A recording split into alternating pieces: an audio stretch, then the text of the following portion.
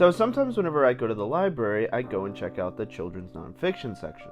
And one of the books on display was Grace Banker and the Hello Girls, the heroic story of World War I telephone operators. And I didn't know much about it, so I decided to learn more.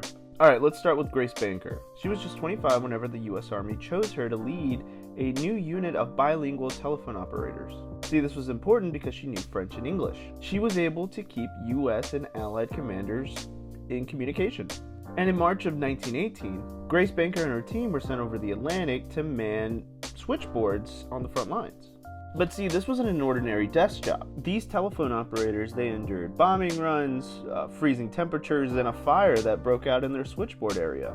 And see, one of the most important things that they contributed to was to the Meuse-Argonne Offensive. It is said that they connected over 150,000 calls per day. And they did it incredibly fast and accurately.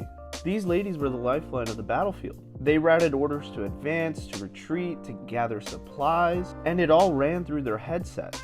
And without them, the US Army's communications would have collapsed. And for her leadership, Grace Banker was awarded the Army Distinguished Service Medal, and she was the only woman in her unit to receive it.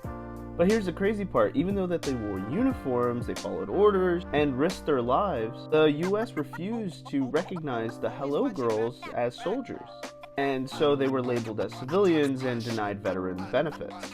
It took almost 60 years until 1977 for Congress to finally grant Grace and her Hello Girls veterans' rights. But by then, Grace had already been gone for about 10 years at this point. She passed away in the 60s. Well, Grace Banker and the Hello Girls, they proved that women could lead, serve, and fight in the US military. And it's a story that's rarely ever talked about.